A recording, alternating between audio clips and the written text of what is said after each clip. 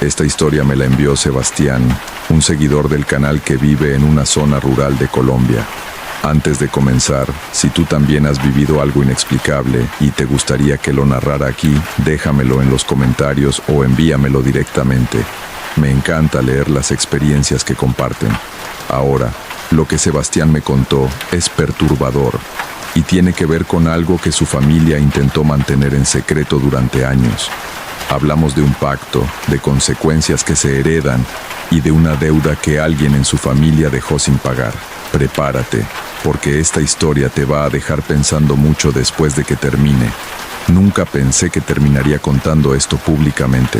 Durante años, mi familia guardó silencio sobre lo que realmente pasó en nuestra finca, pero después de todo lo que viví, necesito sacarlo de mi pecho.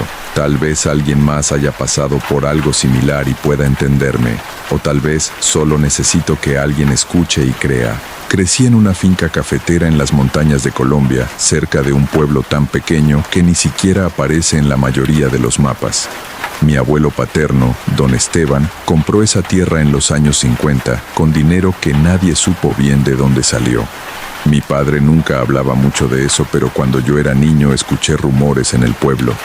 Decían que don Esteban había hecho un trato, que nadie podía prosperar tanto y tan rápido sin ayuda de fuerzas oscuras. Yo no creía en esas cosas. Me consideraba una persona racional. Estudié agronomía en la ciudad, volví para ayudar en la finca, y pensaba que los cuentos de brujas y pactos eran supersticiones de gente ignorante. Qué equivocado estaba. Todo comenzó a cambiar cuando mi abuelo murió. Yo tenía 26 años. Fue una muerte extraña. Simplemente dejó de comer. Los médicos no encontraron nada malo en él, pero se negaba a probar bocado. En sus últimos días, deliraba, hablaba de ella que venía a cobrar, de que el tiempo se había acabado. Mi abuela lo cuidaba día y noche llorando en silencio, pero nunca nos explicó nada. El día que murió, mi abuela me llamó aparte. Estábamos en el corredor de la casa principal, con vista a los cafetales que se extendían hasta donde alcanzaba la vista. El sol se ponía detrás de las montañas, tiñendo todo de naranja y púrpura. Sebastián, me dijo con voz temblorosa, hay cosas que necesitas saber. Tu abuelo, él hizo algo hace muchos años.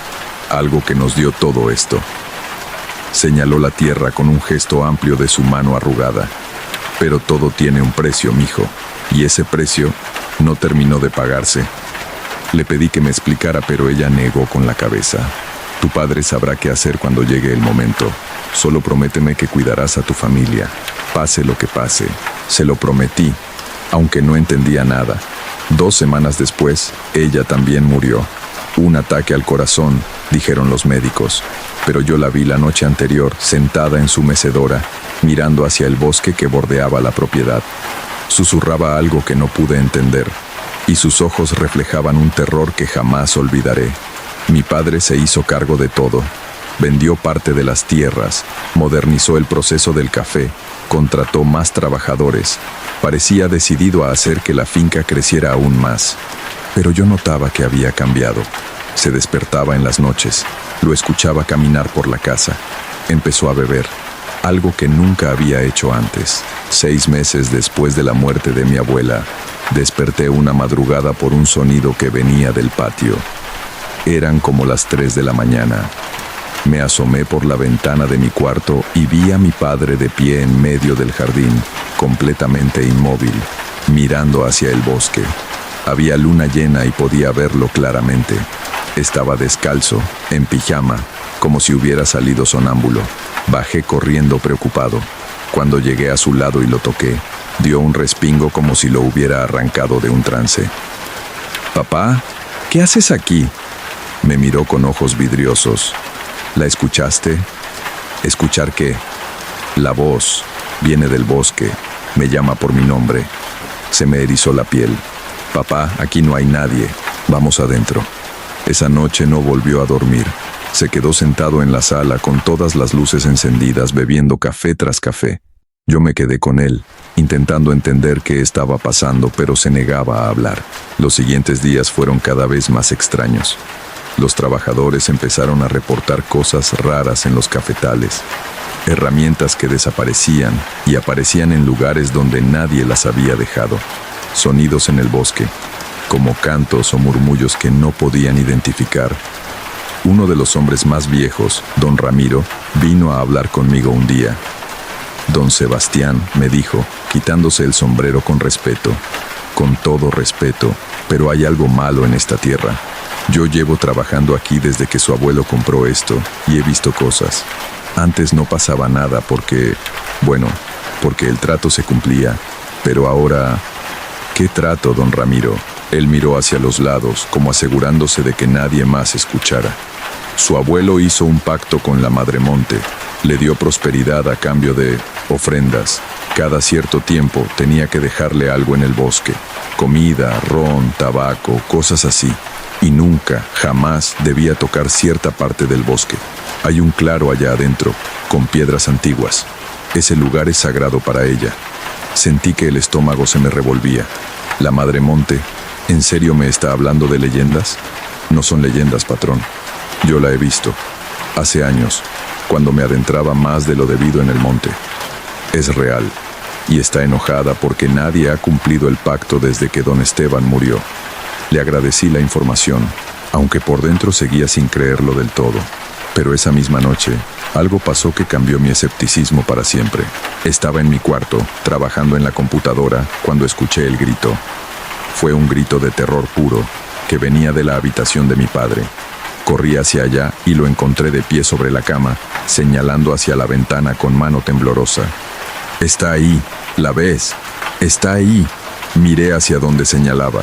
Al principio no vi nada, solo la oscuridad del bosque a lo lejos.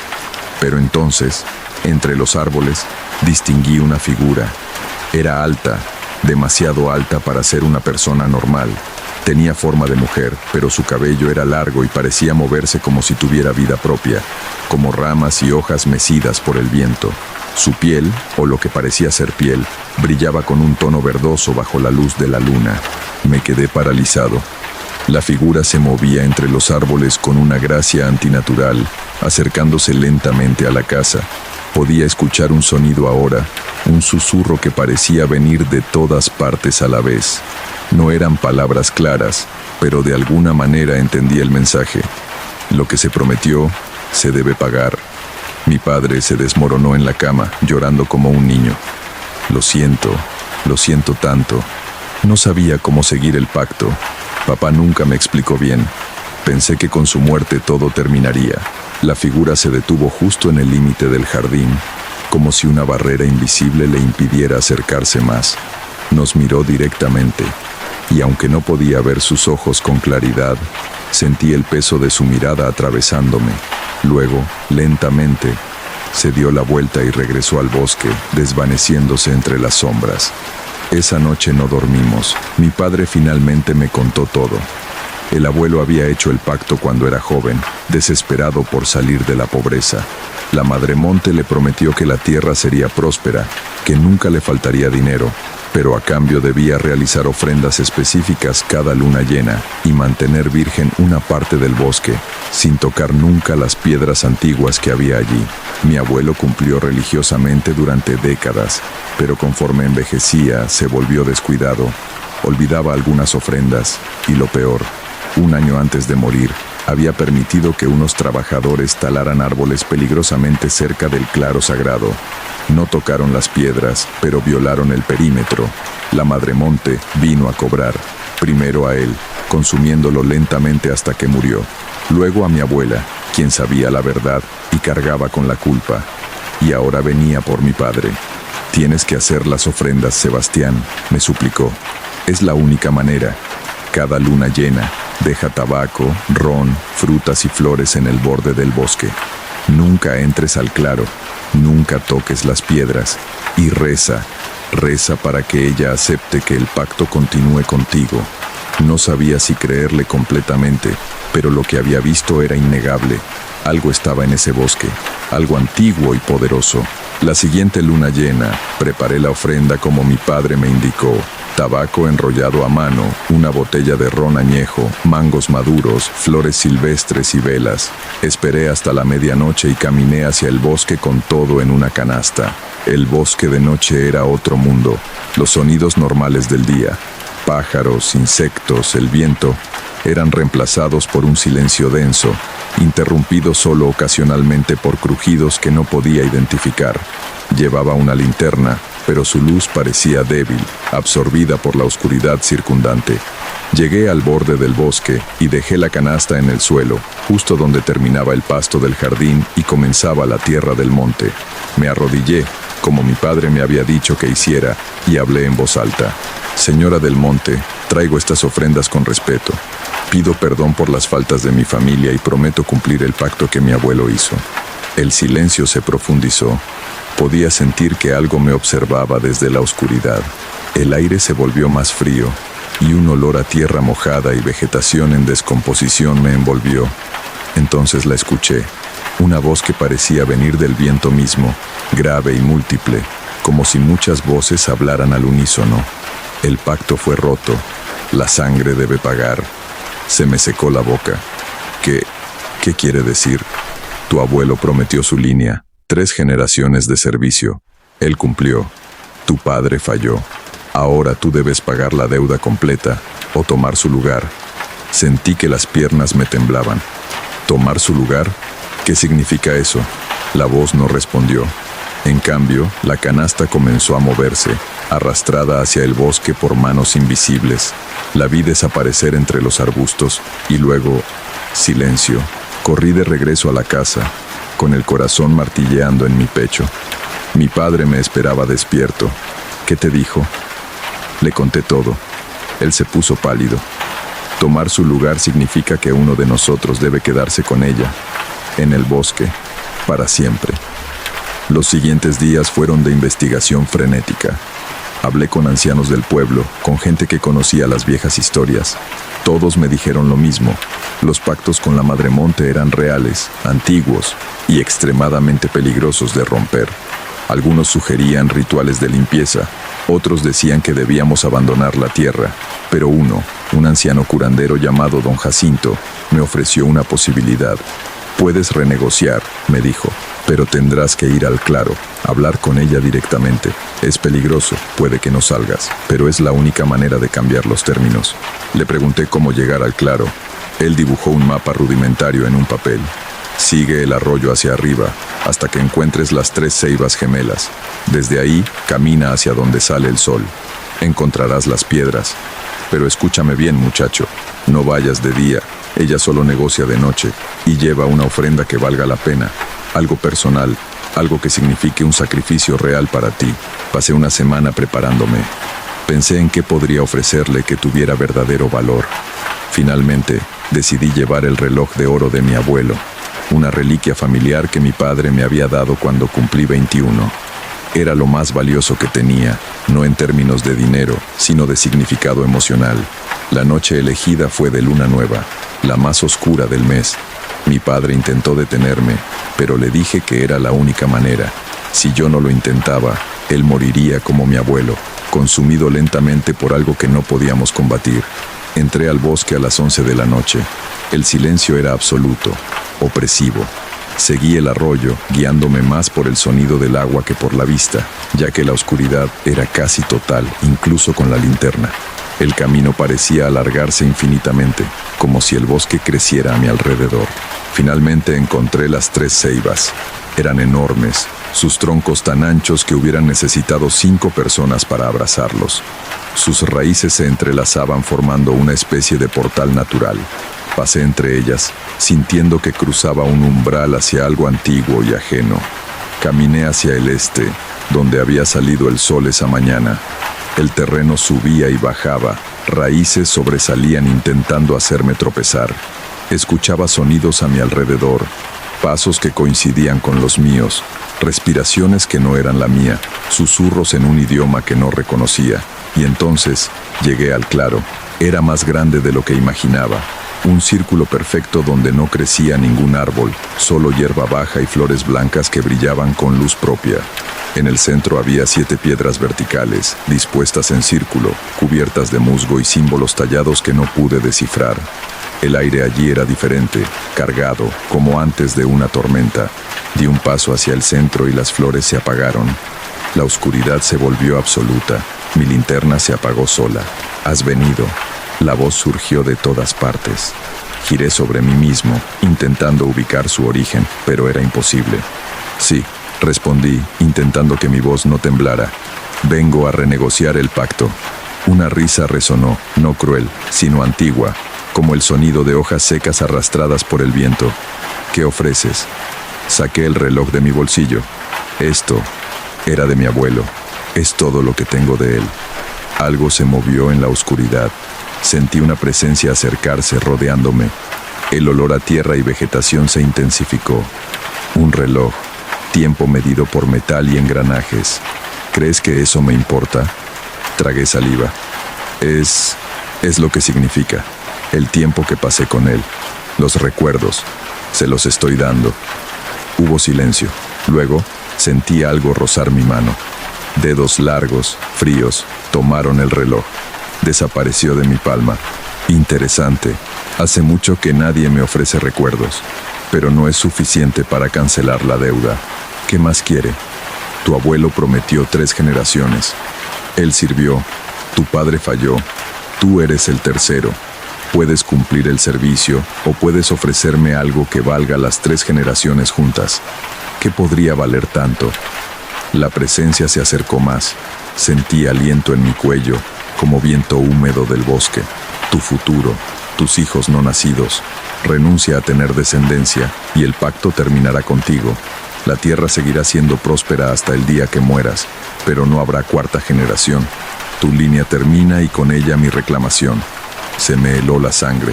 ¿Mis hijos? Los que aún no existen.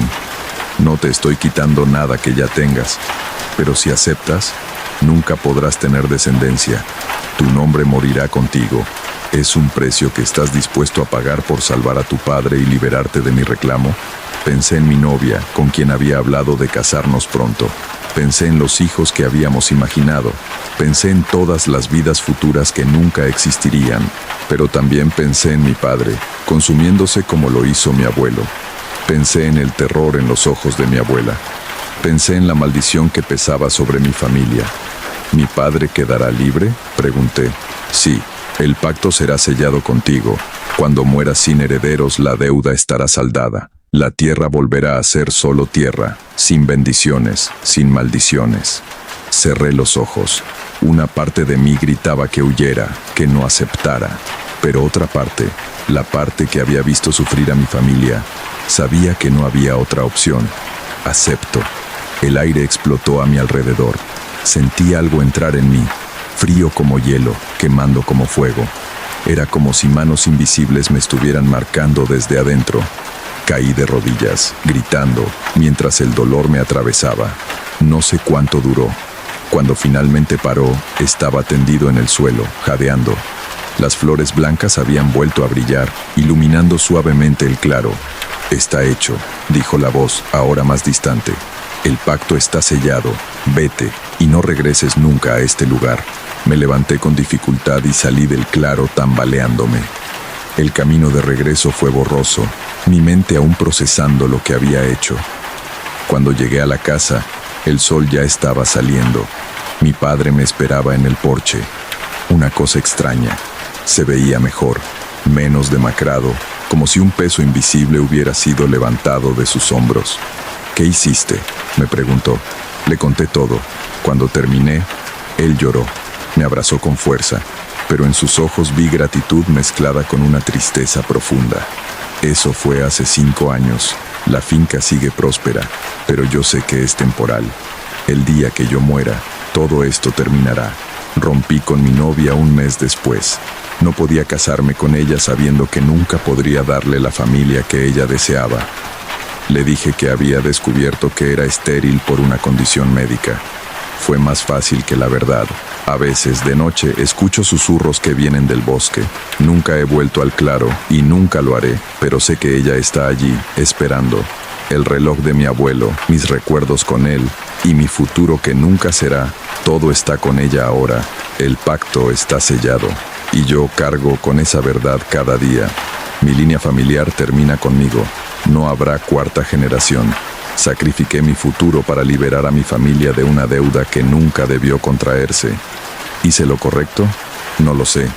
Hay noches en las que me pregunto si debí huir, abandonar la tierra, dejar que mi padre enfrentara las consecuencias de las decisiones de mi abuelo.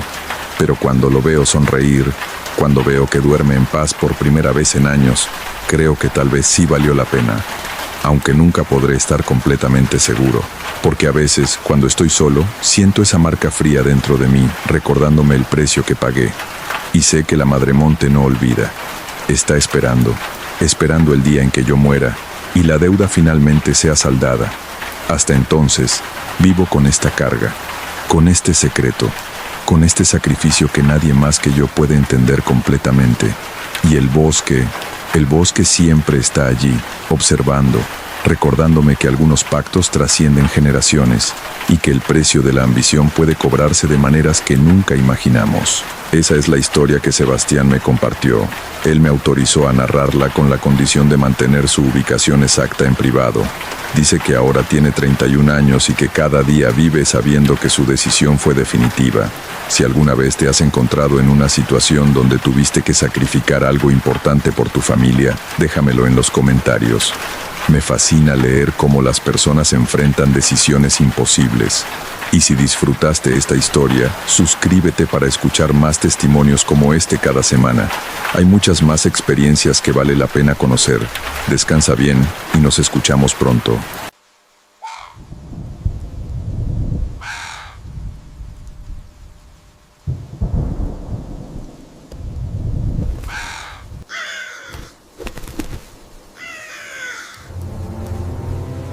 Lo que voy a contarles ahora me lo envió Carla, una seguidora que trabaja como profesora de primaria en una zona rural de Argentina.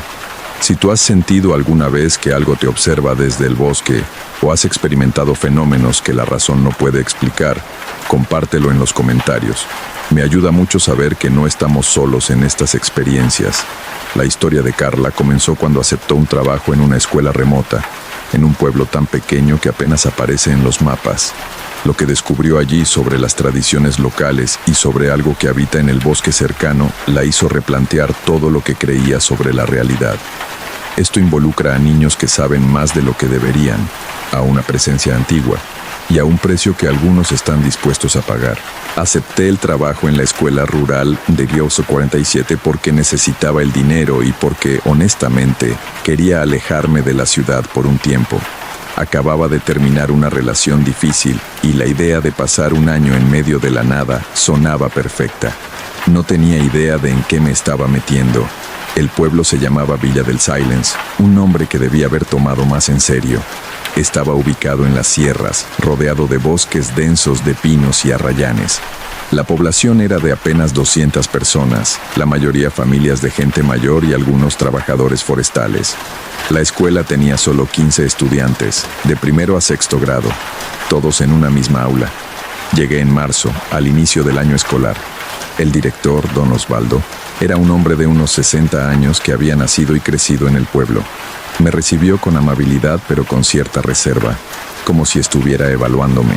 La última maestra duró solo 3 meses, me dijo mientras me mostraba el pequeño apartamento anexo a la escuela donde viviría. Dijo que no se adaptaba a la vida rural. Espero que tú tengas más resistencia.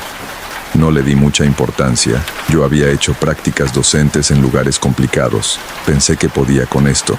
Los primeros días fueron normales. Los niños eran callados pero atentos. La mayoría venía de familias humildes, y podía ver en sus ojos esa mezcla de curiosidad y cautela que tienen los chicos que crecen aislados.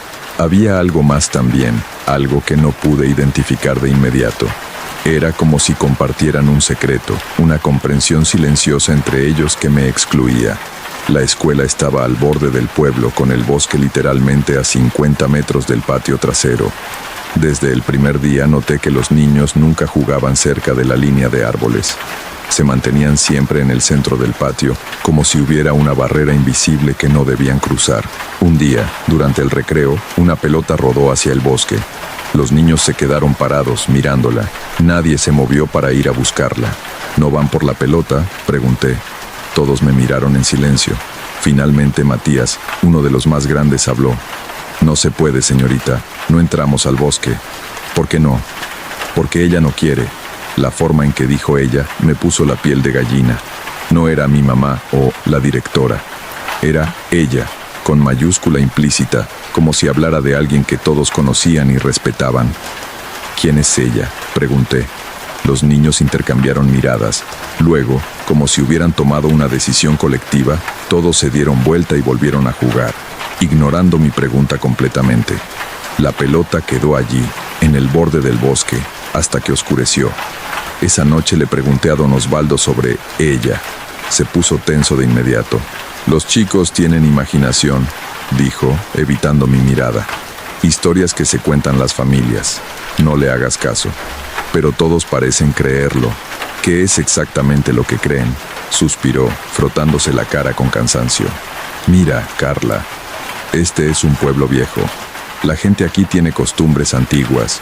Hay cosas que, en fin, que es mejor no cuestionar. Simplemente mantén a los chicos alejados del bosque y todo estará bien. No era una respuesta satisfactoria, pero decidí dejarlo pasar. Por ahora. Las semanas siguientes fueron extrañas.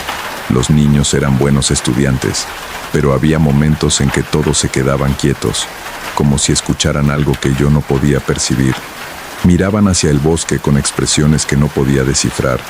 No era miedo exactamente, era más como reconocimiento, como si algo allí afuera les hablara y ellos respondieran con silencio respetuoso. Una tarde de abril, mientras corregía trabajos en mi apartamento, escuché cantos. Eran voces de niños, viniendo del exterior. Miré el reloj. Eran las 11 de la noche. Salí al balcón y vi algo que me dejó helada. Todos mis estudiantes estaban en el patio de la escuela, formando un círculo perfecto. Estaban descalzos, en pijama, cantando en un idioma que no reconocí. En el centro del círculo había una canasta llena de frutas, flores y lo que parecían ser juguetes pequeños. Bajé corriendo. ¿Qué están haciendo? ¿Dónde están sus padres? No me escucharon. Seguían cantando, con los ojos cerrados, balanceándose suavemente. Entonces, desde el bosque, escuché una respuesta. Era un canto también, pero diferente, más profundo, más antiguo, y estaba acercándose. Traté de tomar a uno de los niños por el brazo, pero era como si no me sintieran. Estaban en trance, completamente ajenos a mi presencia. La voz del bosque se acercaba más. Podía escuchar ramas quebrándose, hojas moviéndose. Algo grande venía hacia nosotros. Entonces, tan abruptamente como había comenzado, los niños dejaron de cantar. Abrieron los ojos todos al mismo tiempo, me miraron con expresiones serenas y comenzaron a caminar de regreso a sus casas en silencio perfecto, como si nada hubiera pasado.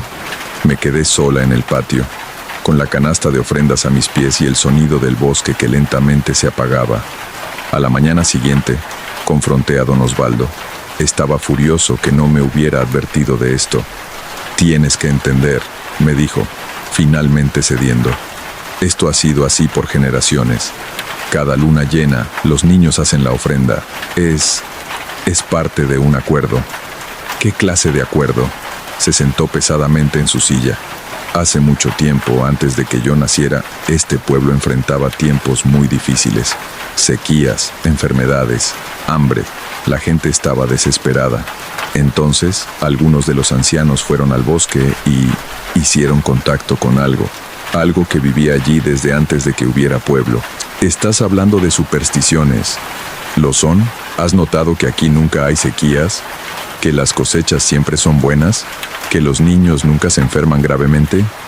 Hizo una pausa. «Hay un precio por esa protección. Las ofrendas mensuales son parte de eso, y hay reglas. Nunca entrar al bosque sin permiso, nunca cazar en su territorio, y nunca, jamás, faltar a una ofrenda. Esto es locura. Tal vez. Pero la última vez que alguien intentó romper el acuerdo, hace unos 20 años, 3 niños desaparecieron en una sola noche. Los encontraron una semana después en el límite del bosque. Vivos, pero cambiados. No hablaron por meses, y cuando finalmente lo hicieron, no recordaban sus nombres. Tuvieron que reaprender todo, como si fueran bebés en cuerpos de niños de 8 años.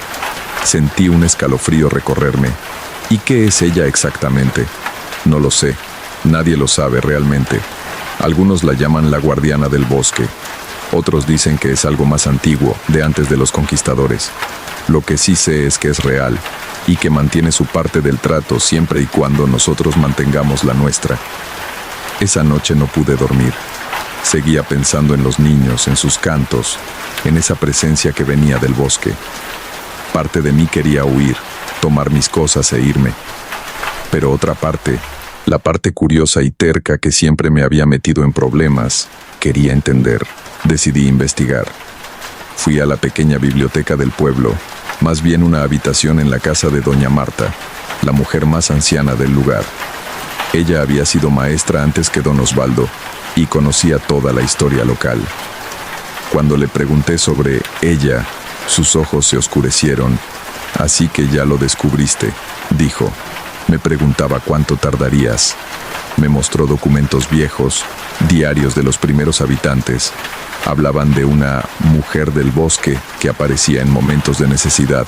Decían que era alta, más alta que cualquier persona normal, con cabello que parecía estar hecho de ramas y hojas. Sus ojos brillaban como brasas en la oscuridad, y cuando hablaba, su voz sonaba como el viento entre los árboles. Algunos dicen que es un espíritu de la naturaleza, explicó doña Marta. Otros creen que es algo más oscuro, un demonio o una bruja ancestral. Lo que sé es que está ligada a esta tierra y que el pacto que hicieron nuestros ancestros la vinculó a nosotros también, que pide a cambio de su protección. Doña Marta cerró el libro lentamente. Respeto, ofrendas y ocasionalmente algo más. ¿Qué quieres decir con algo más? Cada generación ella elige a uno, un niño o una niña que muestra cierta sensibilidad. Esa persona se convierte en su vínculo con el pueblo. Pueden escucharla, pueden hablar con ella.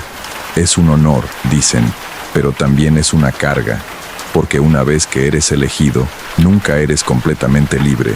Siempre tendrás un pie en su mundo. ¿Y si el niño se niega? Nadie se niega. Cuando él la llama, respondes. No es realmente una elección. Salí de allí con más preguntas que respuestas, pero algo estaba claro. Fuera lo que fuera esta entidad, era real para la gente de este pueblo, y su influencia era absoluta.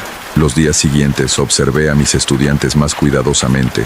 Había una niña en particular, Lucía, de 9 años, que parecía diferente a los demás. Era callada, observadora, y pasaba mucho tiempo mirando hacia el bosque durante las clases. Los otros niños la trataban con una mezcla de respeto y distancia, como si supieran algo sobre ella que yo ignoraba. Un día me quedé después de clases para hablar con ella. Lucía, ¿puedo preguntarte algo? Ella me miró con esos ojos oscuros y profundos. ¿Sobre ella, verdad? Sí. ¿Tú puedes escucharla? Asintió lentamente. Siempre la he escuchado, desde que era muy pequeña. Al principio pensaba que era mi imaginación, pero luego mi abuela me dijo que yo era especial, que ella me había elegido. ¿Para qué? Para ser su voz. Cuando tiene algo que decir al pueblo, me lo dice a mí, y yo se lo digo a los adultos. ¿Y qué dice?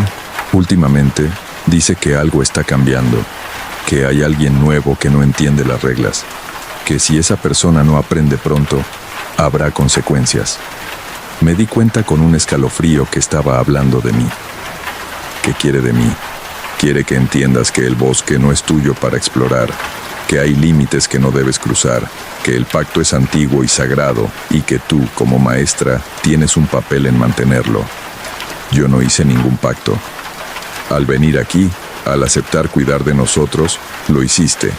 Todos los que viven en Villa del Silencio son parte del acuerdo. No hay excepciones. Esa noche, decidí que necesitaba verla por mí misma. Necesitaba entender qué era realmente esta cosa que tenía a todo un pueblo bajo su control. Esperé hasta medianoche, tomé una linterna y caminé hacia el bosque. El aire cambió en el momento en que crucé la línea de árboles. Se volvió más denso, más frío. El silencio era absoluto. No había insectos, no había viento, solo mis pasos crujiendo sobre hojas secas. Caminé durante lo que pareció horas, aunque mi reloj decía que solo habían pasado 10 minutos. El bosque era diferente de noche, casi vivo. Los árboles parecían inclinarse hacia mí, observándome. Las sombras se movían en formas que no coincidían con el movimiento de mi linterna.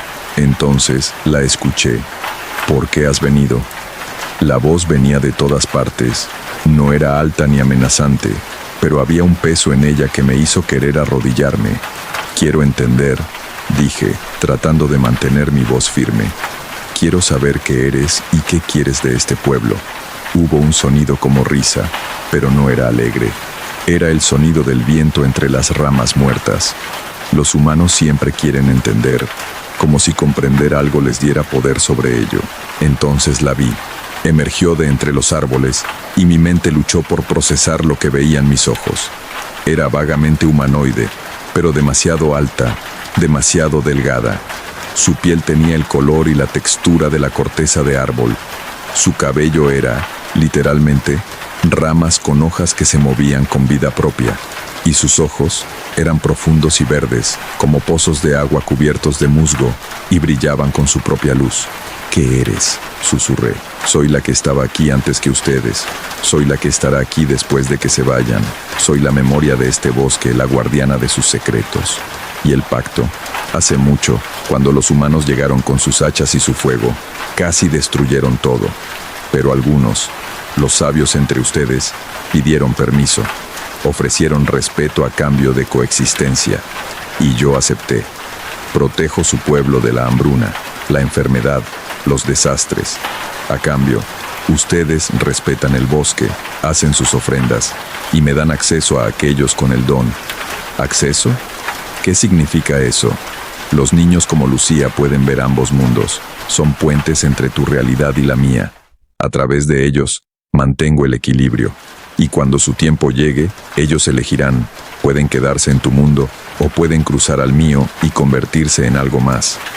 Eso es como secuestrarlos. ¿Lo es? ¿O es ofrecerles una elección que ningún otro humano tiene?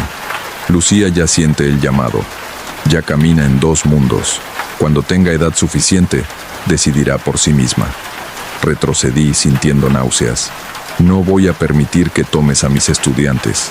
La criatura se acercó, y aunque no me tocó, sentí el peso de su presencia como una mano apretando mi pecho. No eres tú quien permite o no permite. Llevas aquí apenas 1 mes, y crees que puedes romper un acuerdo de 100 años. Tu arrogancia es típica de tu especie. Entonces me iré, renunciaré, me iré del pueblo. Puedes irte cuando quieras, pero la niña se queda.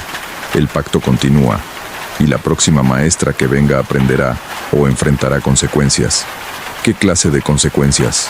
En lugar de responder, me mostró algo. No con palabras, sino con imágenes directamente en mi mente.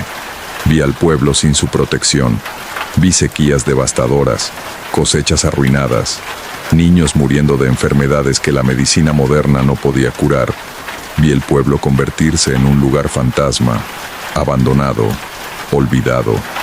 Ese es el precio de romper el pacto, dijo. ¿Estás dispuesta a pagarlo? Caí de rodillas abrumada. Ella tenía razón.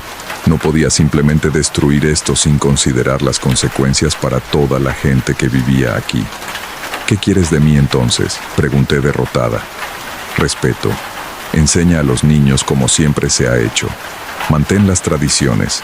Y cuando llegue el momento de que Lucía elija, no interferieras. Eso es todo. Levanté la vista hacia ella. ¿Y si ella elige quedarse aquí, en el pueblo? Entonces será libre de hacerlo. Yo no fuerzo a nadie, pero sospecho que elegirá el bosque. Los que pueden ver ambos mundos rara vez están completamente cómodos en solo uno. La entidad comenzó a retroceder hacia los árboles. Vete ahora. Has visto lo que necesitabas ver. Y recuerda, el bosque no es tu enemigo, pero exige respeto. Cruza esa línea y no habrá segunda advertencia. Corrí de regreso al pueblo, las piernas temblándome, el corazón acelerado. Cuando llegué a mi apartamento, el sol estaba saliendo. Había estado en el bosque toda la noche, aunque solo me había parecido una hora. Los meses siguientes fueron difíciles. Seguí enseñando, pero con una nueva comprensión. Observaba a Lucía, viéndola distanciarse gradualmente de los otros niños. Ella pasaba más tiempo mirando hacia el bosque, menos tiempo jugando. Sus dibujos en clase ya no eran de casas y familias, eran de árboles, de criaturas extrañas, de un mundo que solo ella podía ver completamente. Hablé con sus padres, ellos lo sabían, lo habían sabido desde que ella nació, y aunque dolía, aceptaban que su hija tenía un destino diferente. Ella es especial, me dijo su madre. Siempre lo supimos. Y si el bosque la llama, será porque allí es donde pertenece. En junio, durante el solsticio de invierno, hubo una ceremonia. Todo el pueblo se reunió en el borde del bosque. Lucía caminó hacia adelante, vestida con ropas simples hechas de telas naturales. No lloraba. De hecho, sonreía. Se detuvo en el límite entre el pueblo y los árboles. Miró hacia atrás una vez, hacia sus padres, hacia mí. Luego se dio vuelta y caminó hacia el bosque. La entidad emergió para recibirla. Vi cómo tomaba la mano de Lucía con ternura, casi maternal, y juntas se desvanecieron entre los árboles. Esperamos toda la noche. Al amanecer, Lucía no había regresado. Algunos en el pueblo lloraron, otros celebraron, diciendo que había sido elegida para algo mayor. Yo solo sentía un vacío. Terminé el año escolar. Cuando llegó diciembre, les dije que no renovaría mi contrato. Don Osvaldo asintió, como si lo hubiera esperado. Fuiste más valiente de lo que pensé, me dijo. La mayoría huye en cuanto entiende lo que pasa aquí. Tú te quedaste. No tuve elección realmente. Siempre hay elección.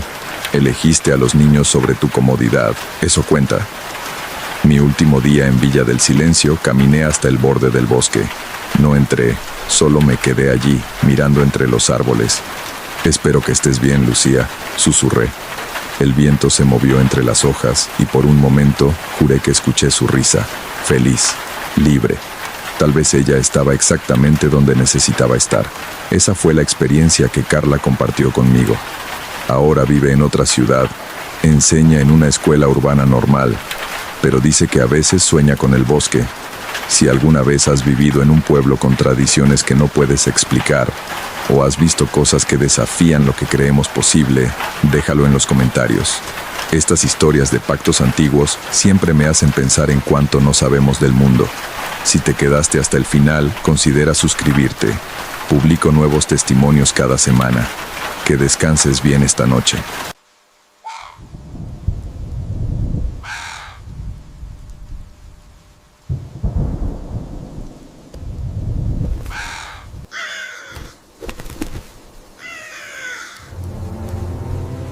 Hace unos días me llegó un mensaje de una chica llamada Valentina, una oyente que vive en un pueblo pequeño del sur de Colombia. Me contó que durante varios meses vivió algo que cambió completamente la forma en que ve el mundo. Si tú también has experimentado algo que no puedes explicar y quieres compartirlo, escríbeme. Me encanta conocer sus historias. Esta es la de Valentina, y tiene que ver con una vecina que nadie en el pueblo se atreve a mencionar en voz alta. Una mujer que, según dicen los lugareños, hace cosas que no deberían ser posibles. Prepárate, porque esta historia no es de los que se olvida fácilmente. Yo crecí en un pueblo donde todos conocían a todos, de esa clase de lugar donde cuando llegabas a la tienda, la señora ya sabía lo que ibas a pedir, donde los niños jugaban en las calles hasta que oscurecía y los adultos conversaban en las porteras hasta tardísimo. Era un lugar tranquilo, cálido, seguro. O eso creía yo durante los primeros 22 años de mi vida. Me llamo Valentina y crecí en San José del Sur, un pueblo pequeño ubicado en las montañas del sur de Colombia. No es un lugar que encuentres en las guías de turismo. Es demasiado pequeño para eso. Apenas tiene 3 o 4 calles principales, una iglesia, una escuela y unas pocas tiendas. El tipo de lugar que la gente joven abandona en busca de ciudades más grandes y oportunidades. Yo era una de esas personas que planeaba irse, hasta que la situación con doña Carmen cambió todo. Doña Carmen siempre vivió al final de la calle principal, en una casa separada del resto del pueblo por un lote baldío cubierto de maleza alta. La casa era antigua, construida hace décadas, con paredes de bareque y un techo de zinc que brillaba con un color verdoso oscuro que no encajaba con los otros techos del pueblo. Tenía un jardín, aunque llamarlo jardín es generoso. Más bien era un espacio cercado donde crecía todo tipo de plantas, algunas que yo reconocía y muchas que no. Hierbas extrañas, flores que nunca había visto, árboles pequeños con hojas oscuras casi negras. De niña, recuerdo que los otros niños nos prohibían acercarnos a esa casa, no por miedo a ella exactamente, sino por miedo a lo que los adultos decían cuando la mencionaban. Cuando los mayores hablaban de doña Carmen, cambian de tema rápidamente si notaban que un niño escuchaba. Pero yo era observadora. Escucho mucho más de lo que hablo, siempre lo he sido. Y durante años fui reuniendo fragmentos de conversaciones, miradas intercambiadas, silencios incómodos. Lo que supe es esto. Doña Carmen era conocida en el pueblo como una mujer que practica brujería. No el tipo de brujería que ves en películas o que se menciona casualmente en conversaciones jocosas. Los lugareños la dedicaban con toda la seriedad del mundo. Decían que cuando alguien iba a su casa con un problema, salía con una solución, y que esa solución, casi siempre, venía con un precio.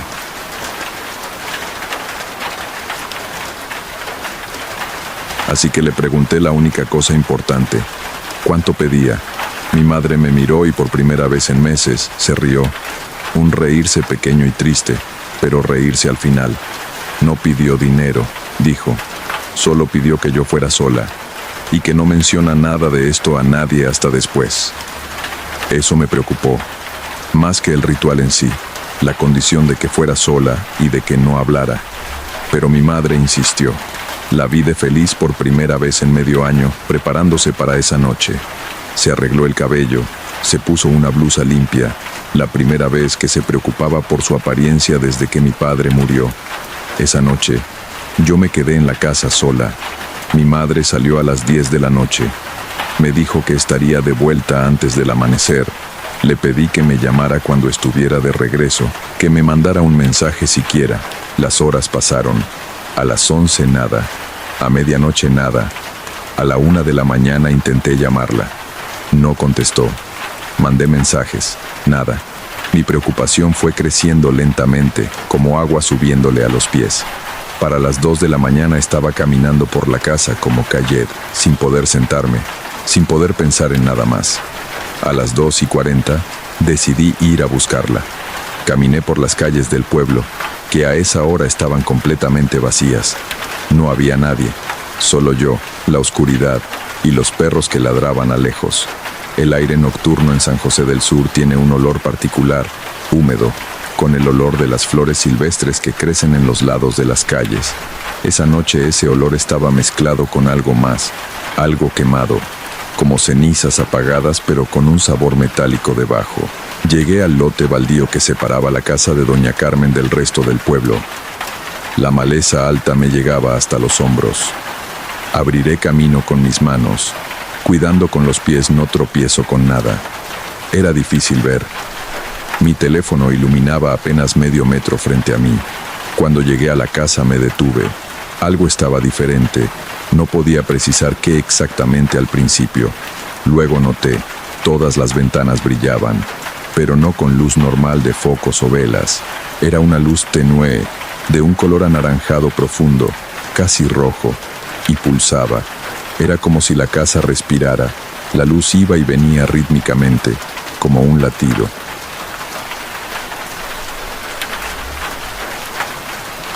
Pero cuando yo entré a la habitación, ella levantó la vista y se miró directamente, y se detuvo de leer. «No deberías estar aquí», dijo. Su voz no era la voz viejita que yo conocía, era más profunda, más fuerte, como si viniera de otro lugar, de otra persona. «¿Dónde está mi madre?», ¿Qué le estás haciendo?, pregunté, tratando de mantener la voz firme, aunque por adentro estaba aterrada. Doña Carmen inclinó la cabeza, observándome. Luego sonrió, y esa sonrisa me recorrió por todo el cuerpo como agua fría. Tu madre está bien. Está hablando con tu padre. Es lo que pidió, ¿no? Desvié la mirada hacia mi madre. Estaba completamente inmóvil, los ojos cerrados, los labios moviéndose de apenas perceptiblemente, como si estuviera susurrando, y entonces noté algo que me helió la sangre. Había una segunda sombra en la habitación, no la de mi madre, no la de doña Carmen, una sombra adicional, de forma humana, que estaba de pie justo detrás de mi madre. No era un fantasma en el sentido clásico, no la podía ver propiamente. Era como un hueco en la luz, una zona más oscura que el resto, con forma de persona, alta, delgada, la forma de un hombre. ¿Qué es eso?, pregunté señalando la sombra. Doña Carmen siguió la mirada y asintió. Es él, tu padre, o lo que queda de él. Eso no es posible, dije, aunque ya no estaba tan segura de nada. Muchas cosas son posibles, niña. Tu madre pagó por esta noche. El precio está siendo cobrado. El estómago se me revolvió. Le pregunté cuál era el precio. Doña Carmen no respondió inmediatamente. Se limitó a mirarme con esa expresión difícil de leer, mezcla de lástima y algo más frío. Tú no deberías estar aquí, repitió. Si presencias esto, el precio cambia. Quise preguntarle qué significaba eso, pero antes de que pudiera hablar, mi madre abrió los ojos. Y eso fue el momento en que entendí que algo estaba muy mal.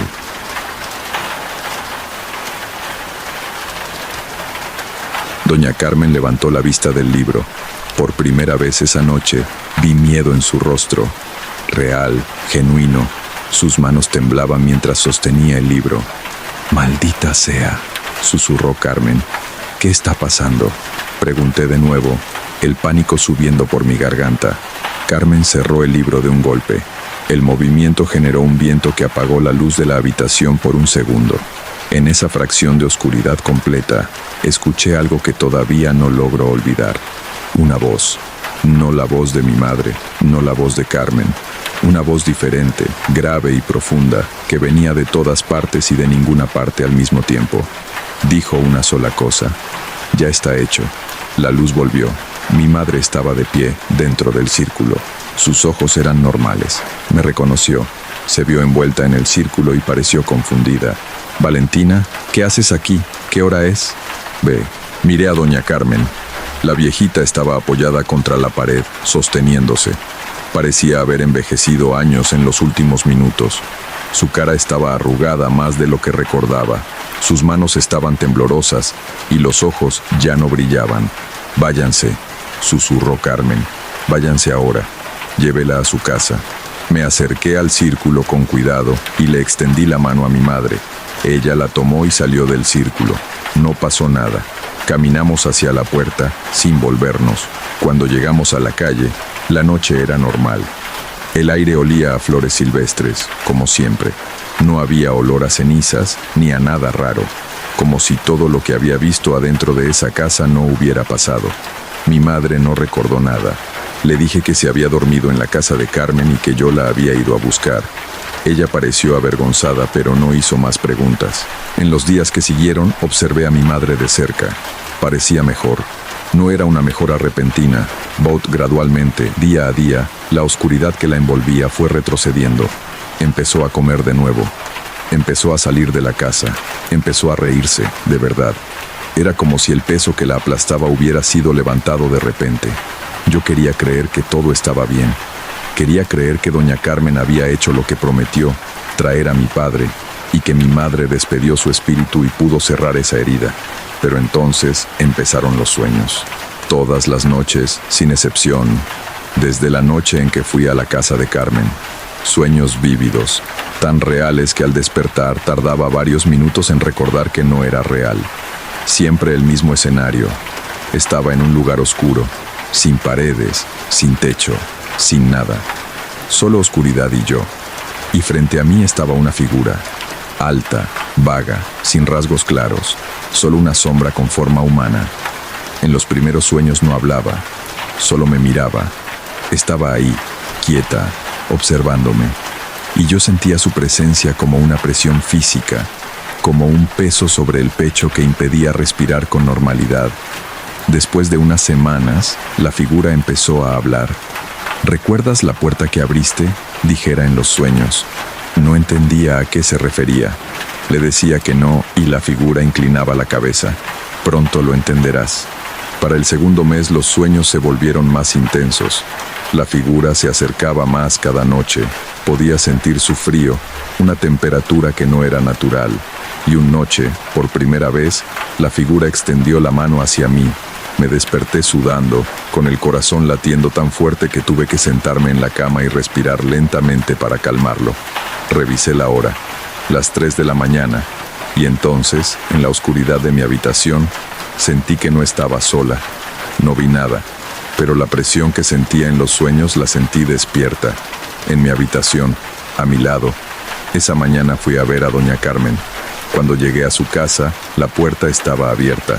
Entré al pasillo. Las paredes estaban limpias, sin los símbolos que había visto esa noche. Era una casa normal, vieja, desordenada, pero normal. La encontré sentada en la sala, en un sillón viejo, sosteniendo un vaso de agua. Cuando me vio, no pareció sorprendida.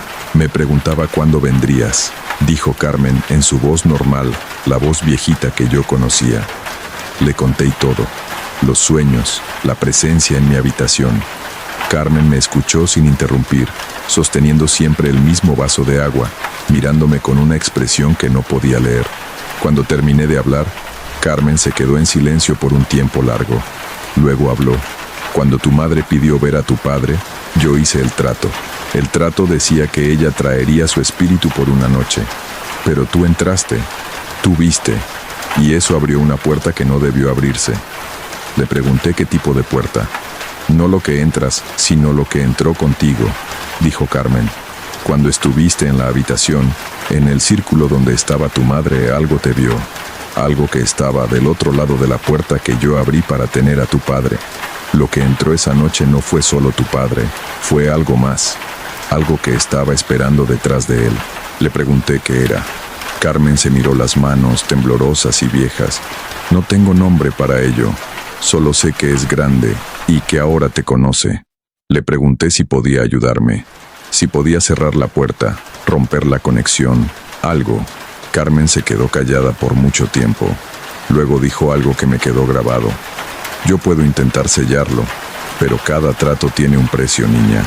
Y este precio no es mío, es tuyo. No fui a la segunda cita con Carmen. Me fui del pueblo 3 semanas después. Me mudé a una ciudad grande pensando que la distancia podría ayudar. No ayudó. Los sueños siguieron. La presencia siguió. Noche tras noche la figura se acerca un poco más. Ya no está al otro lado de la oscuridad. Está justo a mi lado. Y la noche pasada, por primera vez, la sentí tocarme. Una mano fría en mi hombro, solo por un segundo. Me desperté gritando. No sé qué está pasando. No sé qué entró esa noche junto con lo que Carmen trajo. Solo sé que está aquí y que cada noche se acerca más. Y que la próxima vez que extienda la mano, no voy a poder despertar. Así termina lo que Valentina me compartió. Me dijo que sigue sin dormir bien, que sigue sintiendo esa presencia y que ha consultado con varias personas sin encontrar respuesta. Es una historia que me dejó pensando durante días. Hay cosas que se mueven en los espacios entre un mundo y otro, y tal vez doña Carmen abrió algo que no supo cómo cerrar. Si esta historia te impactó o si alguna vez has sentido una presencia que no puedes explicar, cuéntamelo en los comentarios. Me importa mucho leer lo que piensan. Que descansen bien esta noche. Nos escuchamos pronto.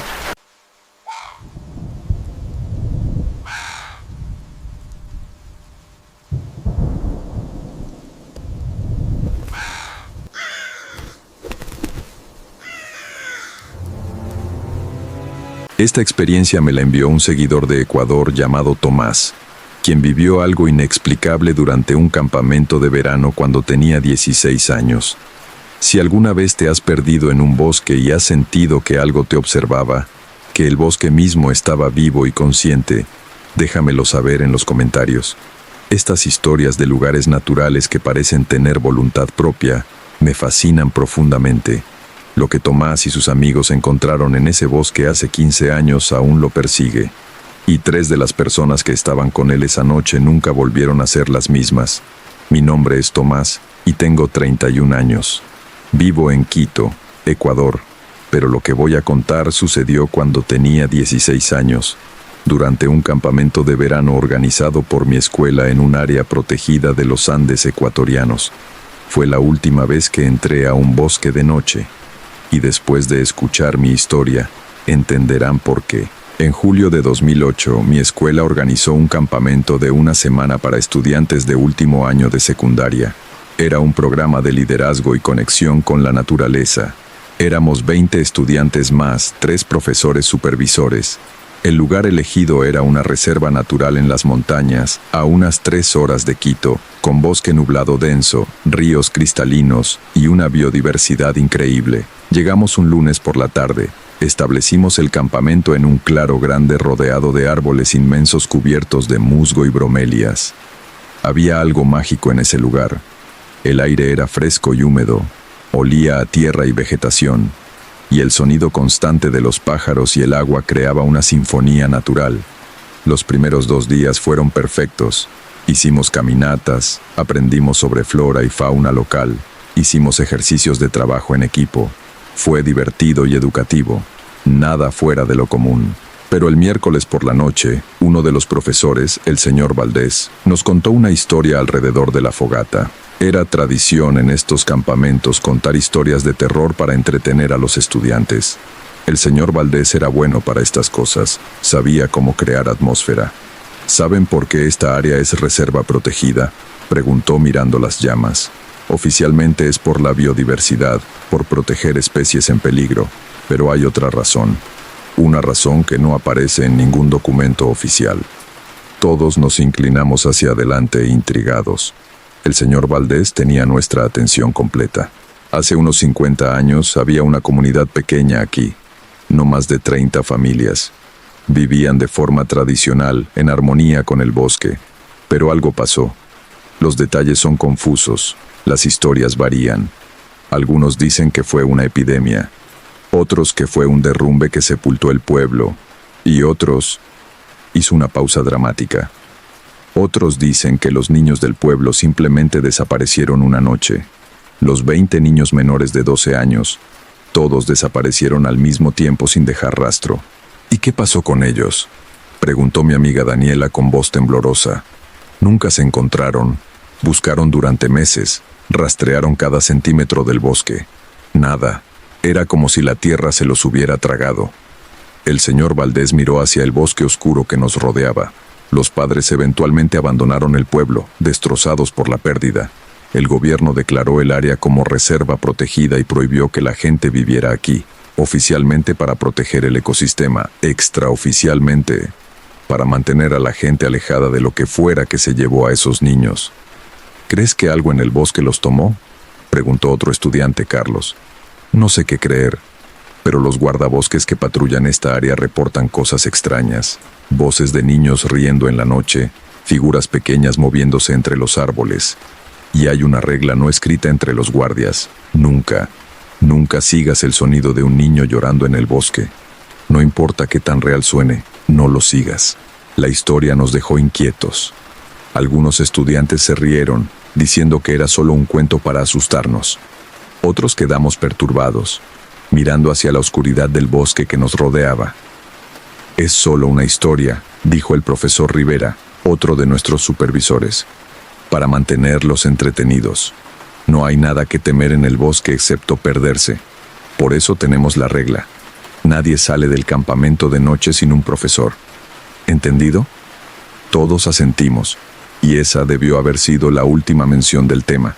Pero esa noche, alrededor de las 2 de la madrugada, algo nos despertó a varios de nosotros. Era una risa de niño, clara, alegre, como si alguien estuviera jugando.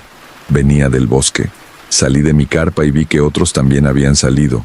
Carlos, Daniela, mi amigo Miguel y 2 chicas más, Andrea y Fernanda. Todos mirábamos hacia donde venía el sonido. ¿Escuchan eso?, susurró Daniela. Es solo un animal, dijo Carlos, pero su voz carecía de convicción. Hay monos en estos bosques que hacen sonidos que parecen humanos. Pero esa no era risa de mono, era inequívocamente humana. Y ahora había más de una, varias risas, superpuestas, como si hubiera un grupo de niños jugando en el bosque oscuro. Deberíamos despertar a los profesores, sugirió Andrea. Pero entonces las risas se convirtieron en algo más. Cantos. Voces infantiles cantando una canción que no reconocí. La melodía era extraña, antinatural, con intervalos musicales que sonaban mal, discordantes. Vengan a jugar, cantaban las voces. Vengan a jugar con nosotros, estamos solos. Vengan a jugar. Algo en esas voces era magnético.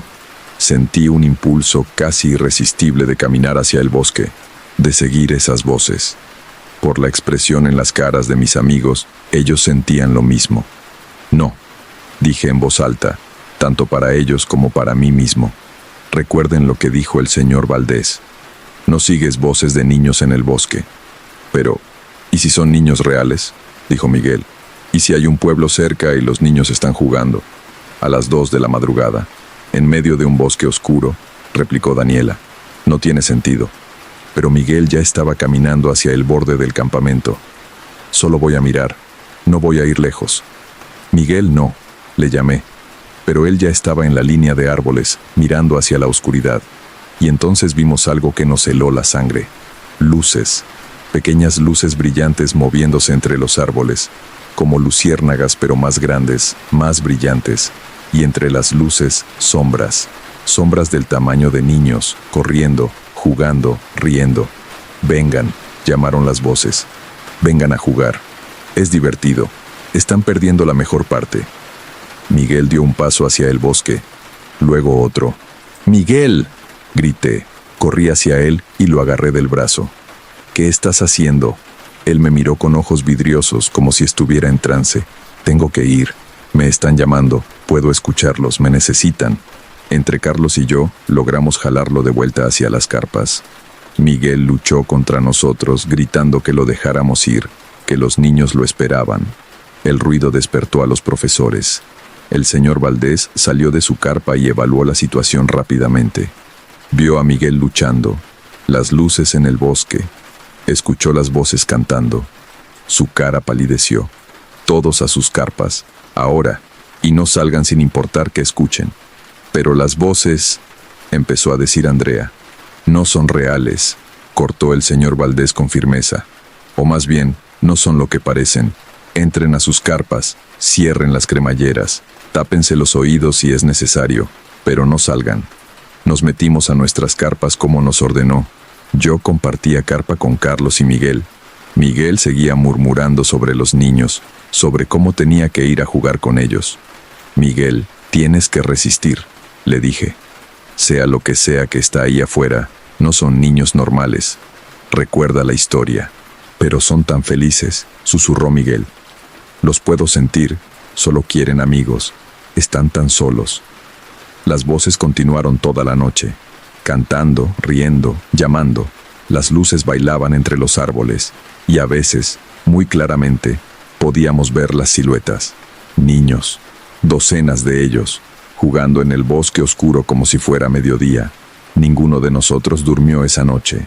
Nos quedamos despiertos, escuchando, resistiendo el impulso de salir. Miguel fue el peor. Tuvo que ser sujetado físicamente varias veces cuando intentaba salir de la carpa. Cuando finalmente amaneció, las voces se detuvieron. Las luces se apagaron. El bosque volvió a ser solo un bosque normal. Los profesores se reunieron con nosotros después del desayuno. Se veían agotados, preocupados. Lo que escucharon anoche, comenzó el señor Valdés, no es la primera vez que pasa. Pasa ocasionalmente en esta área. No sabemos exactamente qué es. Algunos lo llaman fenómeno acústico, ilusiones causadas por condiciones atmosféricas específicas. Otros creen que es algo más. ¿Los niños desaparecidos?, pregunté. ¿Son ellos? No lo sé, pero la regla sigue siendo la misma. No lo sigas. La gente que ha seguido esas voces, algunos nunca regresan.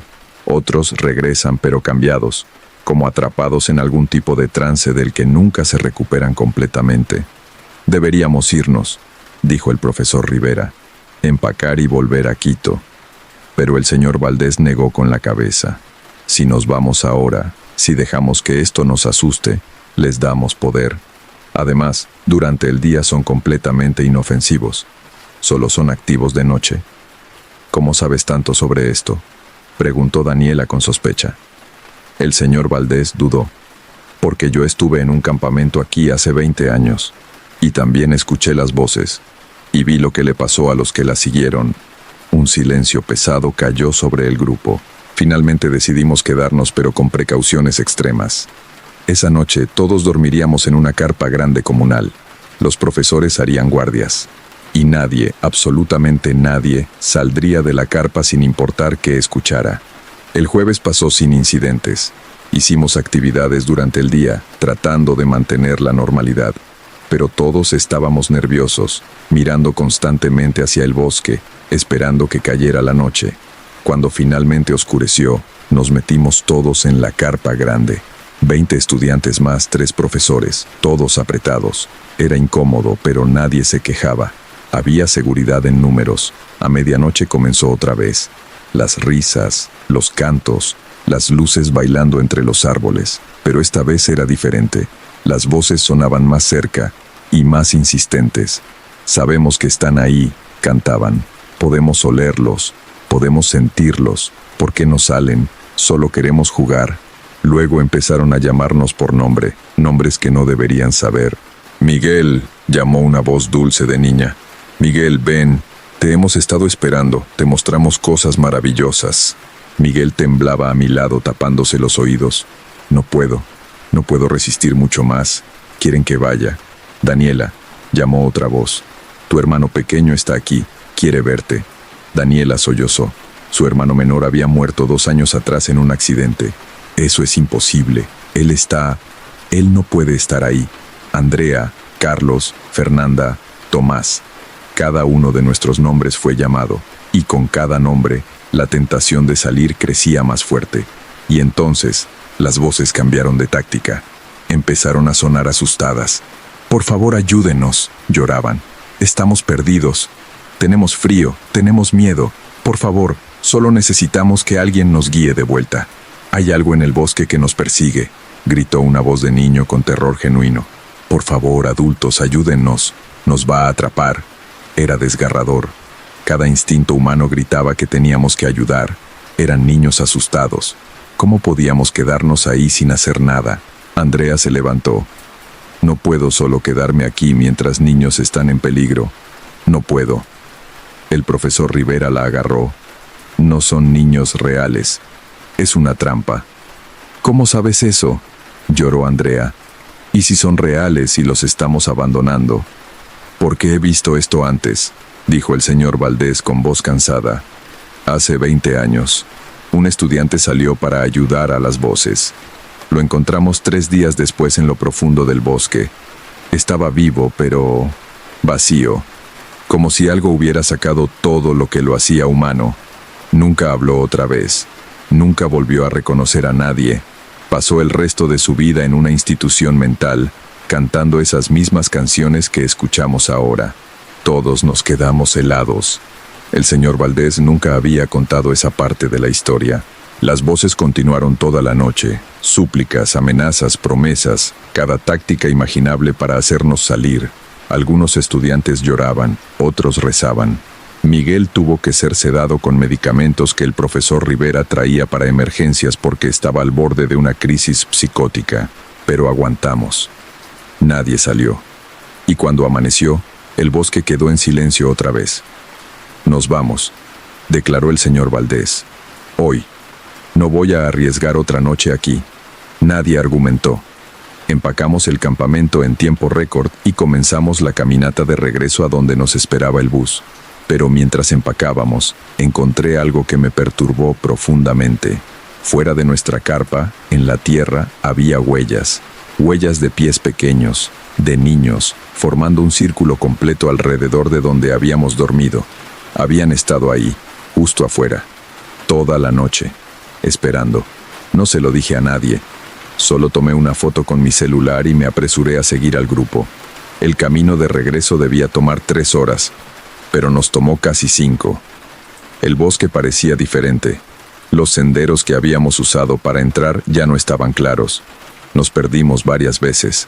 Era como si el bosque no quisiera dejarnos ir, y seguíamos escuchando cosas, risas distantes, cantos, pasos pequeños siguiéndonos pero siempre fuera de vista. Finalmente, cuando el sol ya estaba bajando y empezábamos a entrar en pánico de que tendríamos que pasar otra noche en el bosque, encontramos el camino. Llegamos al bus justo cuando oscurecía. Nunca había estado tan feliz de ver civilización. Todos subimos al bus en silencio, exhaustos, traumatizados. El viaje de regreso a Quito fue silencioso. Nadie hablaba. Todos mirábamos por las ventanas, esperando ver figuras pequeñas siguiendo el bus, pero no vimos nada. Una vez que salimos de la reserva, la sensación de estar siendo observados desapareció. Cuando llegamos a la escuela, nuestros padres estaban esperando, preocupados porque llegábamos tarde. Los profesores les dijeron que había habido complicaciones logísticas, pero que todos estábamos bien. Pero no estábamos bien. Especialmente Miguel. En los días siguientes, Miguel se deterioró. Dejó de comer, dejó de dormir. Solo se sentaba mirando la ventana, murmurando sobre los niños que todavía lo llamaban. Sus padres lo llevaron a doctores, psicólogos, psiquiatras. Nadie podía ayudarlo. Un mes después del campamento, Miguel desapareció.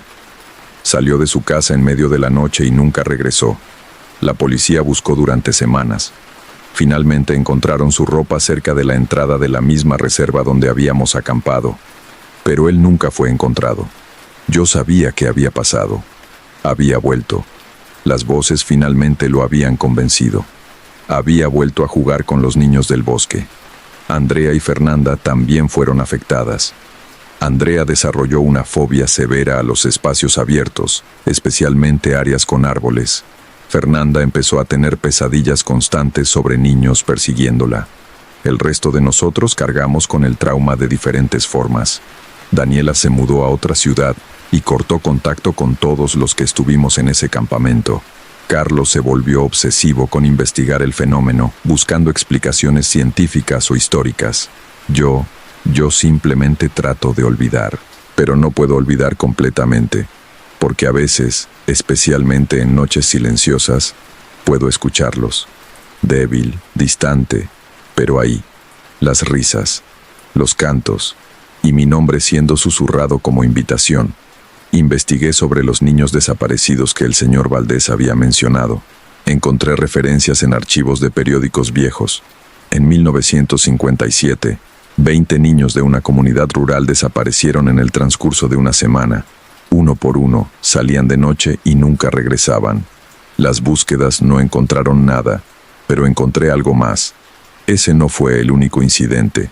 Cada 20 o 30 años, desde 1920, había reportes de desapariciones en esa área. Siempre niños, siempre en grupos, siempre sin rastro. Y los sobrevivientes, los que habían estado cerca pero no desaparecieron, todos reportaban lo mismo. Voces, risas, luces en el bosque, llamados irresistibles. Es como si hubiera algo en ese bosque, algo antiguo, algo que colecciona niños, o que se alimenta de ellos, o que los transforma en algo más. No sé exactamente qué son esos niños que vimos, si son los espíritus de los desaparecidos, atrapados y obligados a atraer a más víctimas, o si son algo más primordial, algo que existía antes de que hubiera humanos en estos bosques, algo que simplemente imita la forma de niños porque ha aprendido que es la mejor trampa. Lo que sí sé es que siguen ahí, esperando, jugando, cantando, buscando nuevos compañeros para su juego eterno. Y a veces me pregunto, ¿Miguel se arrepiente? En algún nivel consciente atrapado con esos seres, ¿se arrepiente de haber cedido a sus llamados? ¿O está tan perdido en lo que sea que son ahora que ya no recuerda lo que era ser humano? No tengo respuestas. Solo tengo advertencias. Si alguna vez están en un bosque de noche y escuchan voces de niños, si escuchan risas donde no debería haber niños, si ven luces bailando entre los árboles y sombras pequeñas jugando en la oscuridad, no los sigan, no importa qué tan real suene. No importa qué tan convincentes sean las súplicas. No importa si usan los nombres de personas que conoces o amas. Aléjense, salgan del bosque y no miren atrás. Porque los niños del bosque son pacientes. Pueden esperar. Y si logran su atención, si logran plantar esa semilla de curiosidad o compasión en tu mente, nunca te dejarán ir completamente. Siempre estarán ahí, en el fondo de tu conciencia, susurrando, llamando, esperando el momento en que tu voluntad sea lo suficientemente débil, esperando que vuelvas a jugar con ellos, para siempre. Esa fue la historia que Tomás me compartió.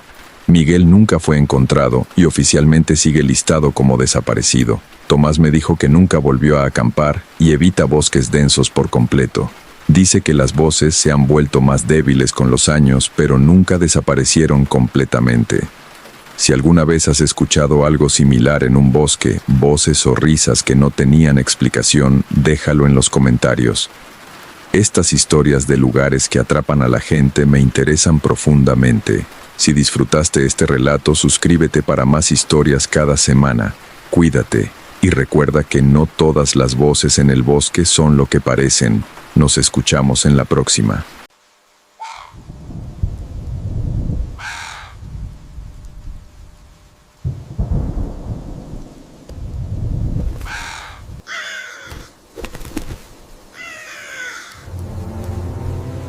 Esta historia me la envió Mateo, un guarda forestal que trabajaba en la cordillera patagónica argentina. Me contactó después de escuchar varias historias en el canal y me dijo que necesitaba compartir algo que le sucedió hace 3 años. Si tú también has vivido experiencias extrañas en lugares remotos, en bosques o montañas donde la naturaleza parece tener sus propias reglas, déjalo en los comentarios. Me encanta leer sobre encuentros en lugares aislados donde lo inexplicable parece más posible.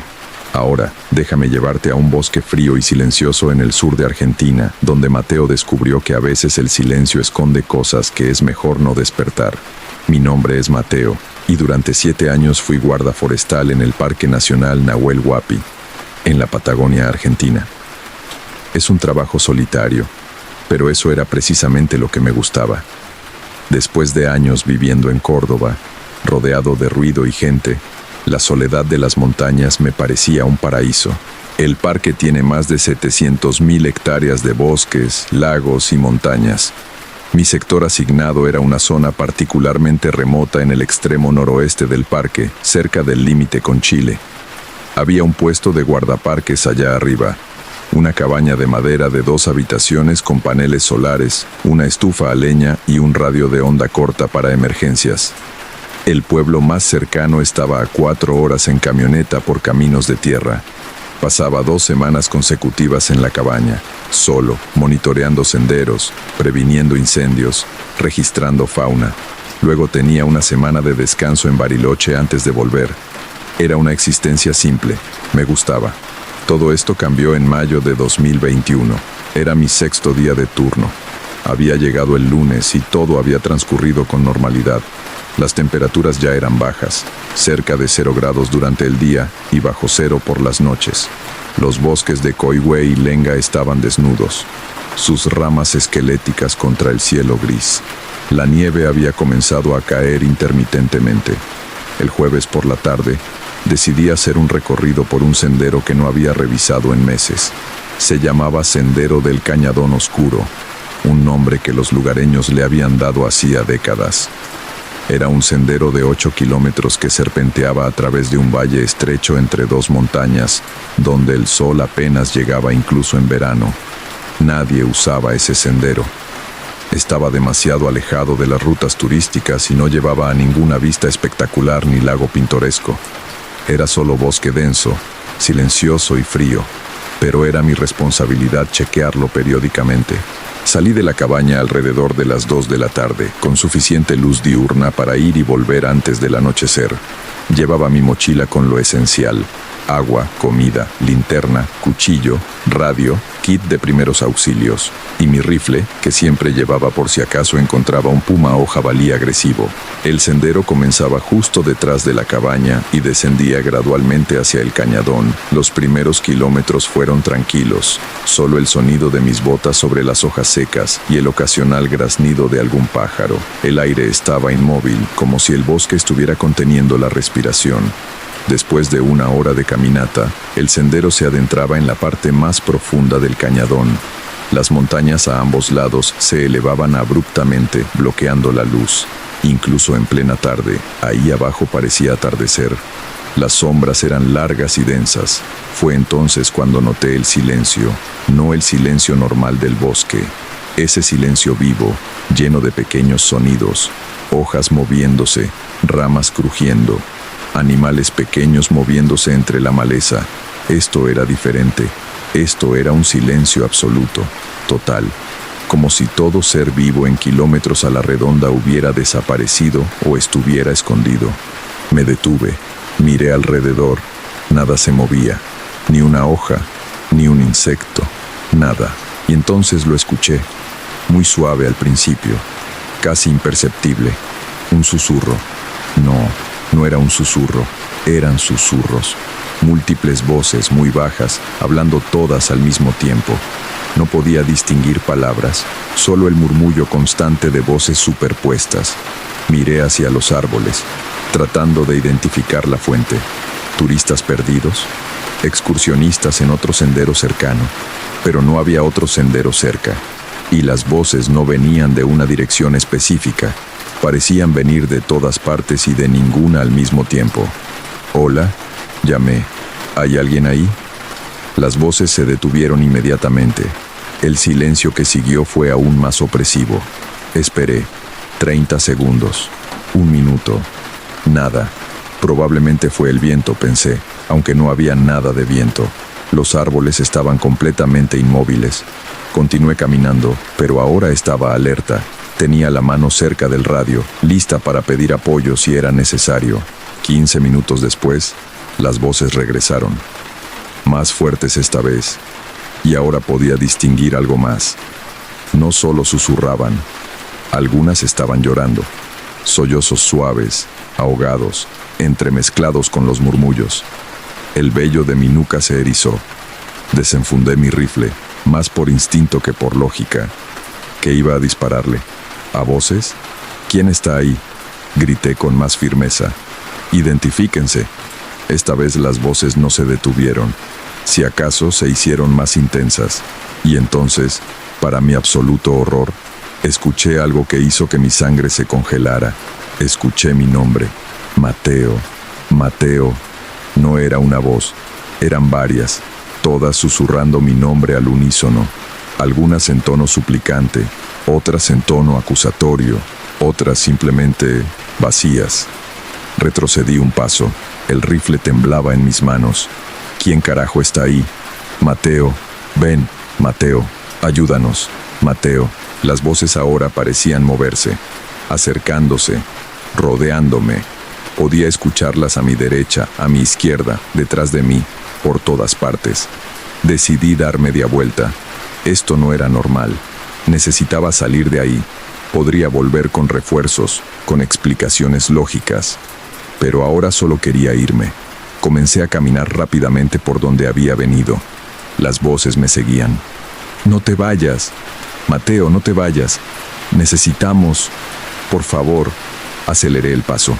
Las voces se hicieron más urgentes, más desesperadas. «No, Mateo, quédate. Escúchanos, por favor». Empecé a correr. Mis botas golpeaban el sendero con fuerza. Mi respiración era pesada, formando nubes en el aire frío. El rifle rebotaba contra mi espalda. Y entonces, algo me hizo tropezar. No fue una raíz, no fue una piedra.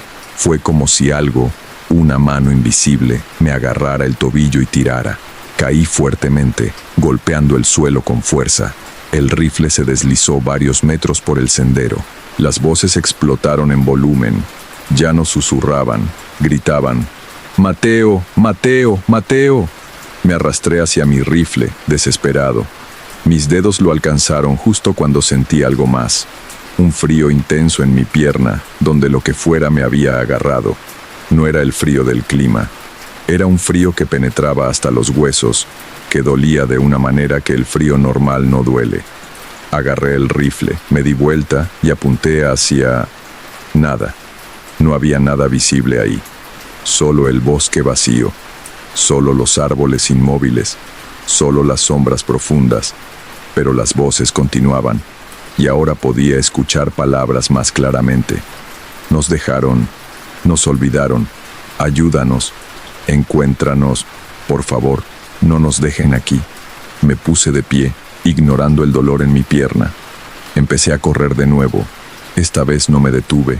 Corrí durante lo que pareció una eternidad, con las voces persiguiéndome, gritando, suplicando, acusando. Solo cuando finalmente salí del cañadón, cuando el sendero comenzó a ascender y la luz del día, lo poco que quedaba, se hizo más presente, las voces comenzaron a desvanecerse. Se hicieron más débiles, más distantes, hasta que finalmente solo quedó el silencio normal del bosque, el crujido de ramas, el viento suave, el sonido de mi propia respiración agitada. Llegué a la cabaña cuando el sol se estaba poniendo. Entré, cerré la puerta con llave, algo que nunca hacía, y me desplomé en una silla, temblando. ¿Qué había sido eso? ¿Una alucinación? ¿Falta de oxígeno por la altura? ¿Algún gas natural del suelo que causa alucinaciones auditivas? Intenté encontrar explicaciones racionales, pero ninguna explicaba cómo las voces sabían mi nombre, cómo me habían agarrado, cómo el frío en mi pierna todavía persistía. Horas después, esa noche no dormí. Me quedé sentado junto a la estufa, con el rifle en mi regazo, escuchando los sonidos del bosque nocturno. Cada crujido me sobresaltaba. Cada sombra que veía por la ventana me hacía saltar. A la mañana siguiente decidí investigar. Usé el radio para contactar a la oficina principal del parque en Bariloche.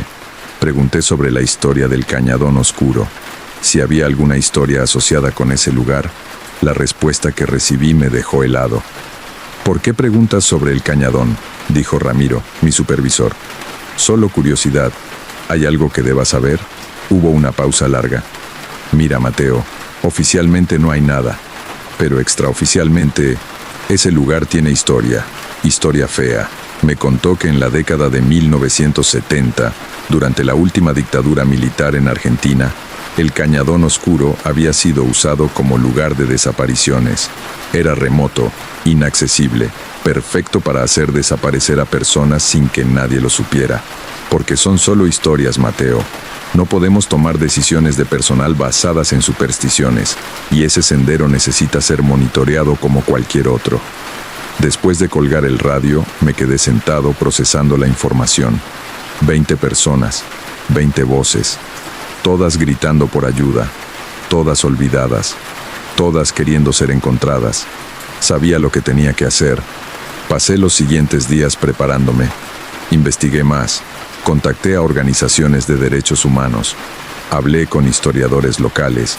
Reuní toda la información que pude sobre las desapariciones en esa área.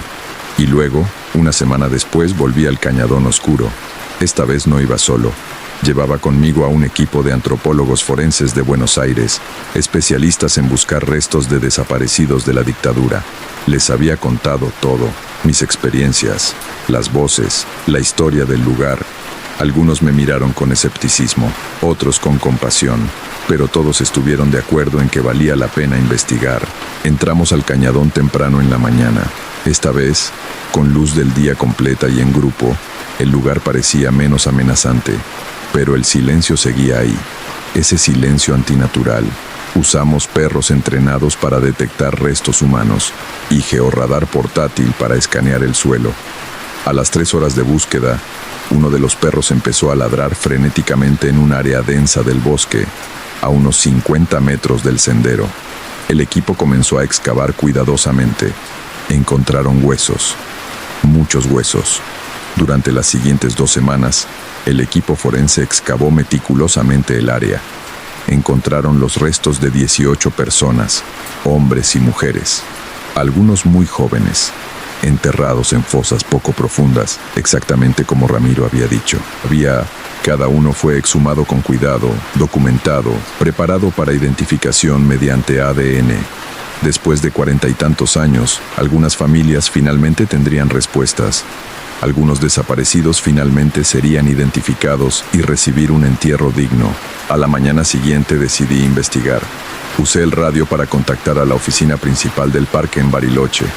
Pregunté sobre la historia del Cañadón Oscuro, si había alguna historia asociada con ese lugar. La respuesta que recibí me dejó helado. ¿Por qué preguntas sobre el Cañadón?, dijo Ramiro, mi supervisor. Solo curiosidad. ¿Hay algo que deba saber? Hubo una pausa larga. Mira, Mateo, oficialmente no hay nada, pero extraoficialmente, ese lugar tiene historia fea. Me contó que en la década de 1970, durante la última dictadura militar en Argentina, el Cañadón Oscuro había sido usado como lugar de desapariciones. Era remoto, inaccesible, perfecto para hacer desaparecer a personas sin que nadie lo supiera. Se estimaba que al menos 20 personas, activistas políticos, estudiantes, maestros, habían sido llevadas a ese cañadón y ejecutadas allí. Sus cuerpos nunca fueron encontrados, probablemente enterrados en fosas poco profundas en algún lugar del bosque, ocultos bajo décadas de hojas caídas y crecimiento vegetal. Los guardaparques más viejos dicen que ese sendero está maldito, continuó Ramiro, que los espíritus de los desaparecidos todavía están allí, buscando ser encontrados. Pero son solo supersticiones, ¿entiendes? Nada oficial. ¿Alguna vez alguien ha reportado cosas extrañas ahí? Otra pausa. Algunos han reportado escuchar voces, sentir presencias. Un guarda forestal en los 90 dijo que algo lo atacó en ese sendero. Lo encontraron inconsciente con marcas en los brazos, como si alguien lo hubiera agarrado con fuerza. Pero estaba solo, no había nadie más en kilómetros. Miré mi propia pierna. Todavía tenía moretones donde algo me había agarrado el día anterior. Moretones en forma de dedos. ¿Por qué nadie me advirtió sobre esto antes de asignarme este sector?, pregunté, intentando controlar mi voz.